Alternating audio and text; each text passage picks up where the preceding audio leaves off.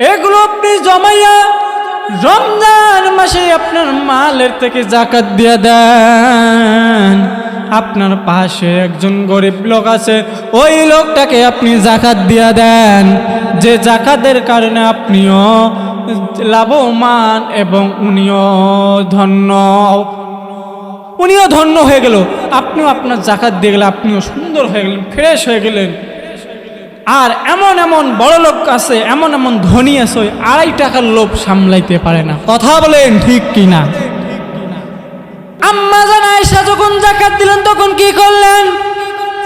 আম্মা জান আয়েশা রাদিয়াল্লাহু তাআলা আনহার যখন পাশে একটা গরিব লোক ছিল, ওই গরিব লোক যখন অসুস্থ, ওই আম্মা জান আয়েশা রাদিয়াল্লাহু তাআলা আনহা পাশের বাড়ির মধ্যে একটা গরিব লোক, ওই গরিব লোক বড় অসুস্থ। তখন আম্মা জান আয়েশা বললেন, খাদেম, তুমি আমি যে যাকাতের টাকাগুলো দিতেছি তুমি ওই গরিব লোক অসুস্থ ব্যক্তিকে দিয়ে আসো।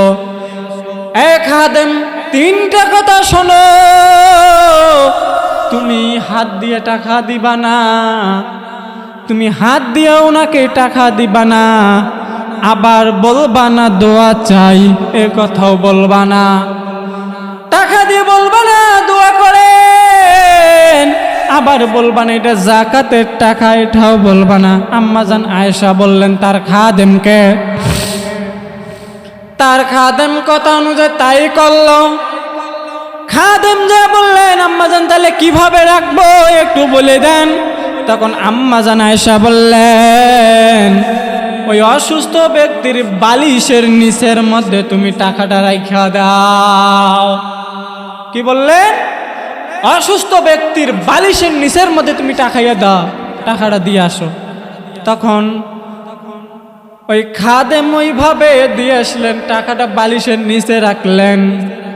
বললেন না এটা যাকাতের টাকা, বললেন না আমার জন্য আমারা দোয়া করেন, এ কথাও বললেন না।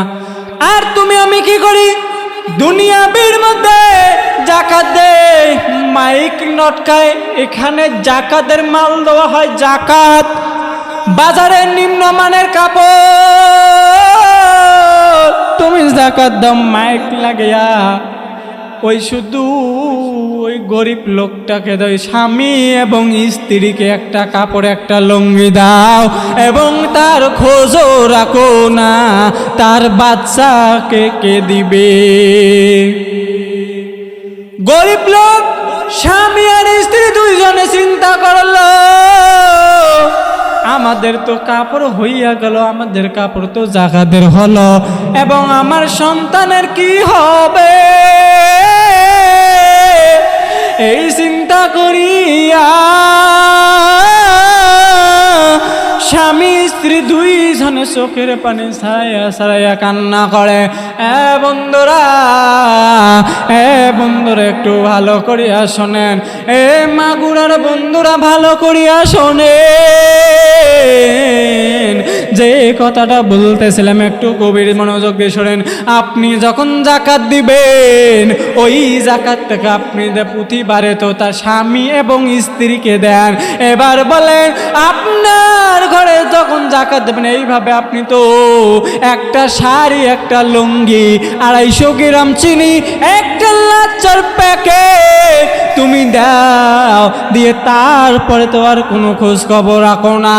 তুমি তো তোমার আদায় করো, হুকুম পালন করো, কিন্তু এটা করলা না, তুমি তো তোমার হুকুম পালন করলা, তুমি তো এটা করলা না। ভাই, তোমার কি কি লাগবে একটু লিস্টটা দাও। তোমার যাকাতের মাল থেকে তোমার যত সম্পদ আছে সব সম্পদ থেকে একটু যাকাত দিয়ে দিলা। ওই সম্পদ থেকে 1 লাখ লাগুক, 50,000 লাগুক দিয়া দিলা, একবারে একটা ব্যক্তিকে দিয়া দিলা। ওই ব্যক্তিরও পাওয়া চাওয়া সব পূর্ণ হলো, অন্য কারো কাছে থেকে হাত পাতবে না, এবং তোমারও যাকাত দেয়া হলো, ওই ব্যক্তিরও পুরা হয়ে গেল কাজ। কি ওই ব্যক্তিরও কাজ পুরা হয়ে গেল, তোমারও জাকাত দেওয়া হলো। আপনি বলবেন ভাইজান, আপনি বলেন আপনার ফ্যামিলির মধ্যে কয়জন আছে? বলেন 5 জন আছে। এই 5 জনের মার্কেট করে 5টা বাচ্চা। ও ভাই, ইফতারি করতে কি কি লাগবে একটু আইটেম বলেন। সেহেরির মধ্যে কি কি লাগবে না? এই 1 মাসের বাজার দিয়া দিল, 1 মাসের বাজার তুমি দিয়া দাও, তাহলে ওই ব্যক্তিটা ঠান্ডা মাথায় ইফতারি করবে, সেহেরি করবে, ঠান্ডা মাথায় করবে, দোয়া করা চাওয়া লাগবে না। দিল ভেঙে ওই ব্যক্তির দোয়া তোমার জন্য হয়ে যাবে।